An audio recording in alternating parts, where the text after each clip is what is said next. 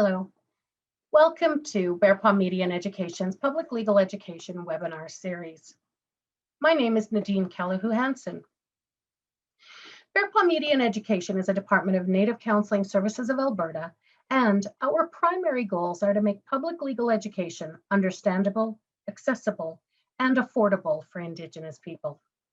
We at Bear Paw are not lawyers, although we do endeavor to make sure that this information is correct and current to the best of our abilities, and is always edited by lawyers. Of course, laws change with elections and societal values, so this information is designed to be general in nature and may not apply to your specific situation. It may still be necessary to consult a lawyer for legal advice to assist you. For more information, you can go to our website at bearpawlegalresources.ca or follow us on social media at Bear Paw Legal. I'd like to begin by acknowledging that the land in which we gather is Treaty 6 territory and the traditional meeting ground and home for many Indigenous peoples, including the Cree, Saulteaux, Blackfoot, Métis, and Nakota Sioux. Today's topic will be on voting and the government ID required to actually place your vote. So the goals and objectives for this workshop are to provide education for Indigenous people by Indigenous people about the importance of voting, their right to vote, eligibility, and the voting process for the upcoming federal election and provincial elections, so they can decide for themselves if they want to vote. Learning objectives include to provide historical context for the importance of voting and the contributions Indigenous people have made to politics for their communities. To actively engage Indigenous people in learning about the election and voting process through creative learning methods such as trivia games, small group discussion, and role play. To actively engage Indigenous people to learn how to obtain or replace government identification prior to the election. And this is just a bit of our agenda. So I'd like to begin with a brief political trivia about how Indigenous people have been actively engaging in the political scene for many, many, many decades. You might be interested to learn that John Lennon's song Imagine was reported to have been influenced by Lillian Pichet's shirt in 1969. And the story goes something like this. In the summer of 1969, Lillian Pichet's shirt, a 26-year-old Cree woman from the Saddle Lake Cree Nation, was living in a teepee with her 4 young children on Sir Winston Churchill Square outside Edmonton's City Hall. She was protesting the lack of housing for Indigenous people in Edmonton. Lillian had been evicted from her apartment 2 months earlier when ownership had changed hands and had not found other accommodations since. Landlords refused to rent to her. The protest received local, provincial, and national attention, and Lillian's protest was covered in newspapers, television, and radio. At this time, John Lennon and Yoko Ono were in Montreal's Queen Elizabeth Hotel for a week-long bed-in for peace. They wanted to encourage young people to work toward peace through nonviolent means to get the message across to the squares. Lillian was invited to go to Edmonton's CJCA radio and speak with someone on the telephone about her protest. It was a live interview from Edmonton to Toronto. He said it was John Lennon, which didn't ring a bell with Lillian. He said he had a band and traveled worldwide. He said, "I want to support you. What would you like me to say to the world?" And then she said, "My grandma used to say, imagine if there was no hate. If we loved each other, we loved one another, that there would be no war between us." And he said, "You mind if I use that?" He had a real thick English accent, eh? And she said, "Yeah, go ahead. You can use that." Lennon said that he was writing down the words on a pillowcase. Lillian also recalled that Ono said to her, "You look like me." It was not until she heard the song Imagine over the radio some years later that Lillian remembered the interview and giving permission to John Lennon to use the words of her Cree grandmother. Chichu, meaning little girl, Lennon said the song was inspired by Yoko Ono's book 1964, Grapefruit, where she instructs readers to imagine various scenarios such as clouds dripping. This does not seem as inspiring, however, as the words of Chichu, Lillian's grandmother. Another piece of political history. Jamie Black came up with the red dress concept while she was at a conference in Germany where people were speaking about Indigenous issues in Canada. Only one of them was an Indigenous woman, author Joanne Episcinu. When she said that there were over 600 missing and murdered Indigenous women in Canada, which was the reported number at the time, you could hear a pin drop in that room. Putting up empty red dresses flashed in her mind. When she returned to Winnipeg, she got together with the University of Winnipeg's Institute for Women's and Gender Studies for her first large-scale show, and they put up 6 dresses. The community has donated the dresses for every installation. Red is a really powerful color in Indigenous communities. It's the color of life and blood. It's what connects all of us to each other. It's a very sacred color, and it also represents the violence that these women are facing. Another piece of trivia history that I'd like to share. In 1968, so we're going back a few years, Prime Minister Pierre Trudeau, that's Pierre, not Justin, his papa, Pierre Trudeau proclaimed Canada to be a just society.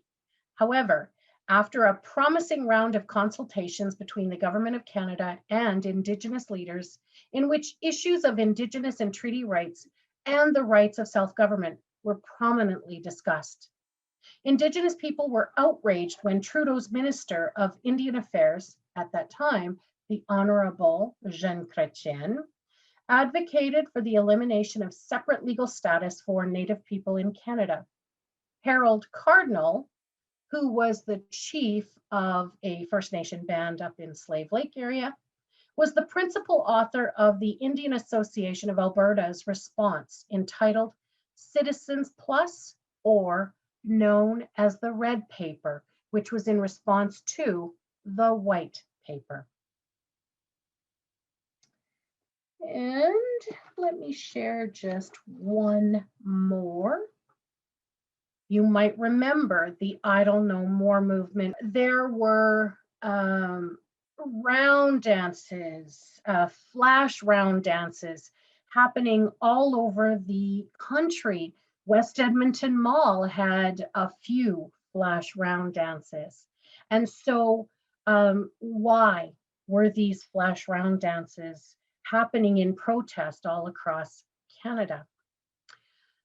A reaction to alleged legislative abuses of Indigenous treaty rights by the Stephen Harper and the Conservative federal government. The movement took particular issue with the Omnibus Bill C-45, which proposed removal of protections for forests and waterways, which led to concerns among Indigenous communities and environmentalists.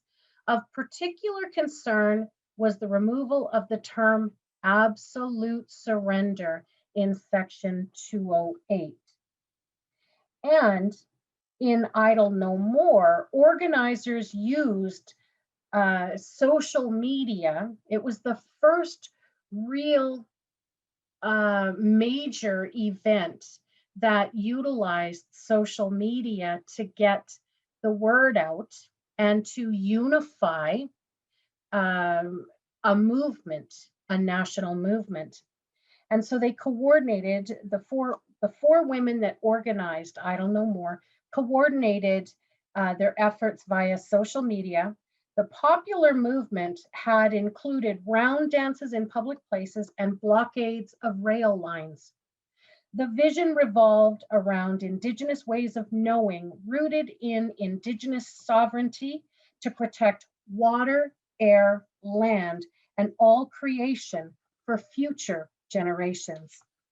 And so, why do I share historical trivia, particularly Indigenous involvement in the political framework, is to demonstrate that Indigenous people have been actively fighting, or not fighting wouldn't be the word that I would use, but actively lobbying for positive change for many, many decades. And so let's talk a little bit about the Canadian voting history. Now that we're thinking more about Canadian politics and the contributions of Indigenous people to Canadian politics, let's go through a quick timeline of voting history to narrow our focus on today's topic. In Canada's early years, only men who were property owners and more than 21 years old could vote. In 1916, women won the right to vote in provincial elections in Manitoba, Saskatchewan, and Alberta. However, this excluded Indigenous women. In 1918, women who were more than 21 years old won the right to vote in federal elections as long as they met racial and property ownership requirements. In 1920, the federal government made the right to vote universal, except for some minorities and Indigenous people. 1953, the Inuit were given the right to vote in federal elections. And then in 1960, Indigenous peoples were granted the right to vote in federal elections. In 1970, the voting age was lowered from 21 to 18 years of age. And then in 1982, the Canadian Charter of Rights and Freedoms gave all citizens the right to vote. While we often think of politics in terms of the formal Canadian government, political action can extend beyond the confines of government institutions. Indigenous people and nations have their own governments and have taken grassroots and formal political actions to create change in the country. Some of these actions include the Red River Rebellion. Oh, that's going back hundreds of years.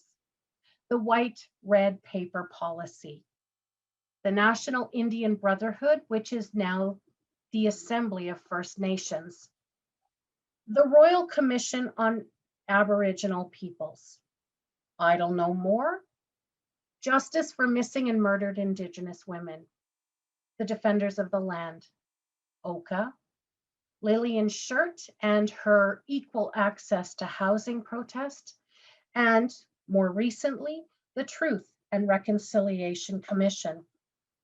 These historical events show the importance of political engagement to create positive social change. Individuals and communities have the power to affect political change and development.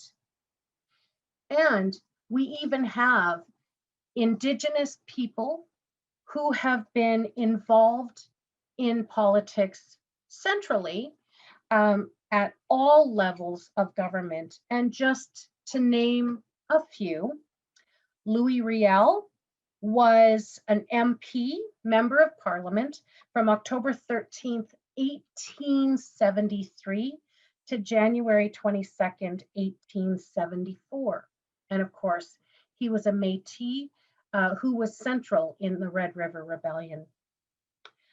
More closer to home, Willie Littlechild, who is a lawyer from the Musqueam-Wetaskiwin area, was a Member of Parliament from November 21st, 1988 to October 24th, 1993. Some other um, some other people who have been involved in politics on a federal level: Elijah Harper, um, Thelma Shalafu, Murray Sinclair, who was also a very central character in the Truth and Reconciliation Commission. And really close to home, Senator Patty Laboucan Benson, who was appointed in October of 2018 to present time. We also have Pearl Calhazen from the Lesser Slave Lake area, as well as many others.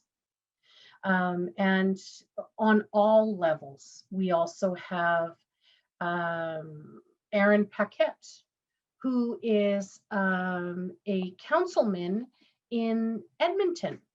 And so Indigenous people have been involving themselves in the political scene at every level of government for centuries. And ultimately, and I say this all the time, is ultimately we, the people, are the ones that shape our laws of the land. And so society's attitudes and values definitely influence how our laws look today. And so something that you may want to discuss with your family and your friends is, how can using your voice change your world? Choose an issue or a pet peever, and as a group, make a list of ways that you yourself could affect change. And so some things might include starting a letter writing campaign, or starting a petition and getting people to sign. And more people are engaging in lobbying for positive change through social media. So then we want to see if we are even eligible to vote. So let's move right into the specifics about how you can vote in the next provincial or federal election. You can vote if you're a Canadian citizen, if you're at least 18 years old on election day, and you can prove your identity and address. Are you even registered?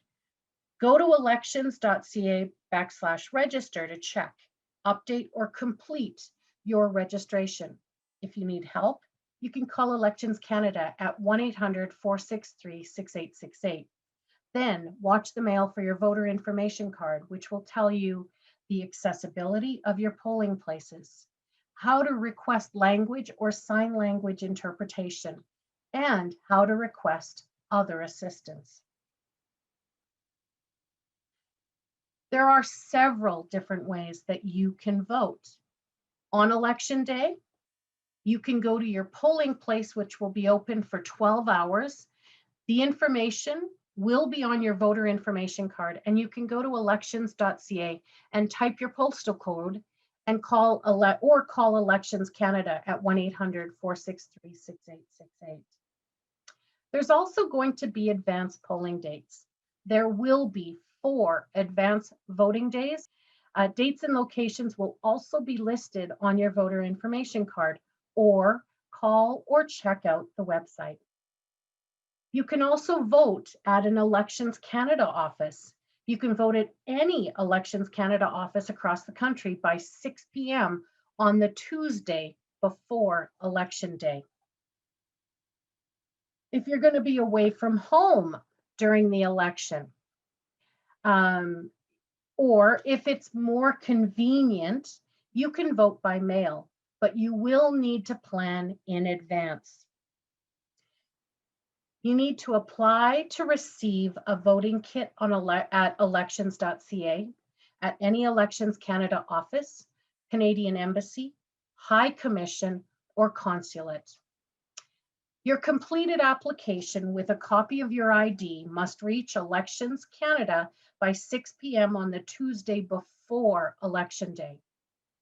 Once Elections Canada receives your application, they will mail you a voting kit with everything you need to vote. But don't wait. You will need to allow enough time for your voting kit to reach you and for your marked ballot to go back to Elections Canada by Election Day. So make sure that you don't procrastinate on this one. ID that you should take when you go to vote. One piece of government issued ID with your photo, name, and address, such as your driver's license, or 2 pieces of ID that have your name and one must have your address, such as your health card or a utility bill. Or show 2 pieces of ID with your name and have someone who knows you to attest or swear to your address. This person will need to show proof of identity, address, and be registered in the same polling division. And this person will only be able to attest for one person, not your entire family.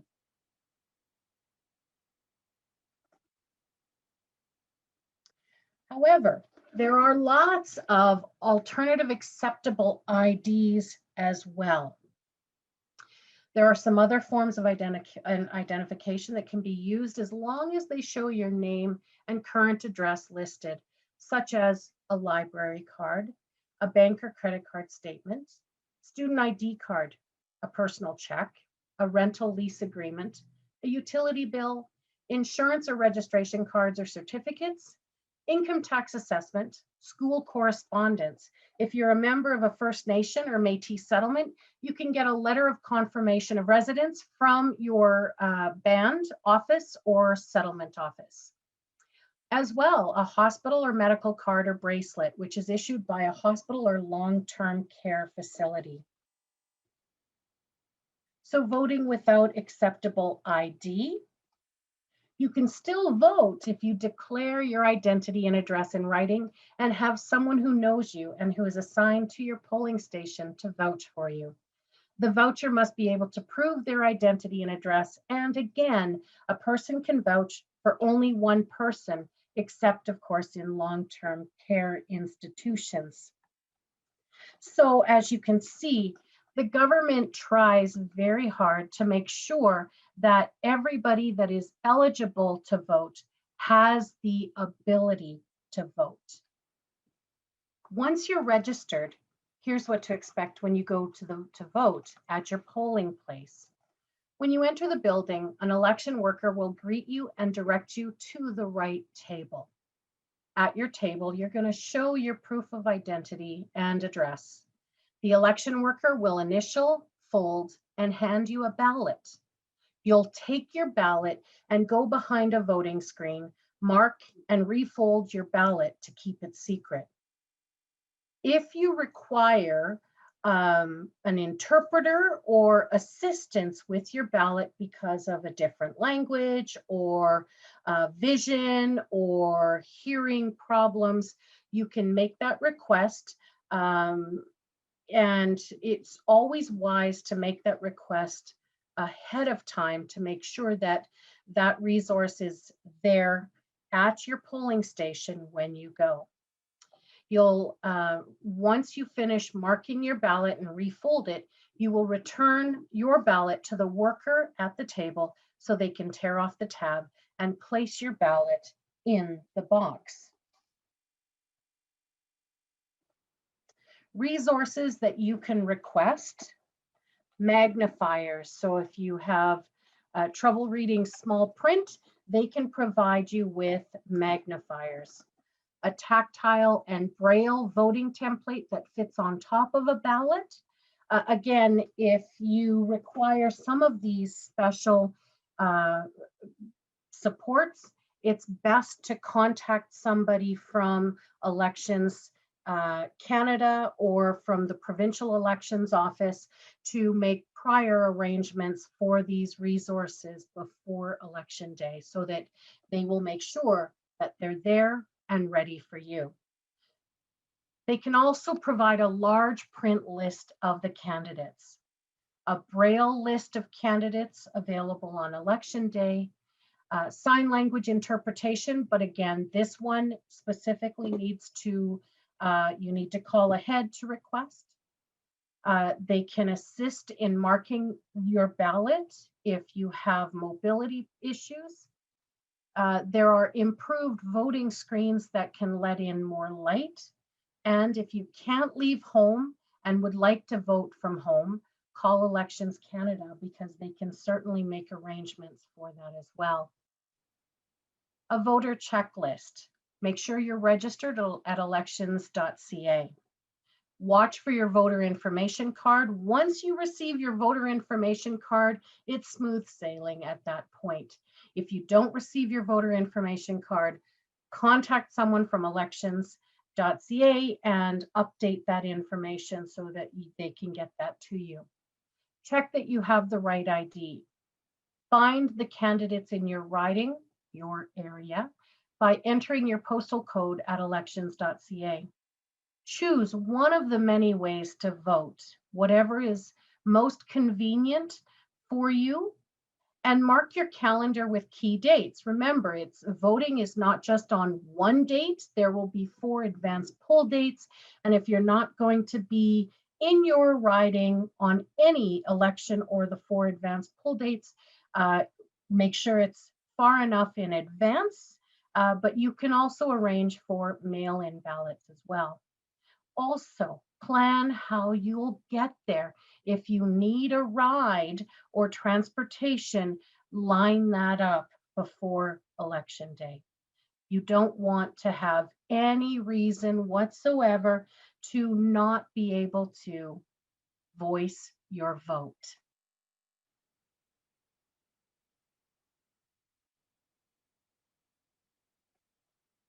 And so that concludes our voting and government ID required to vote session. Thanks for watching.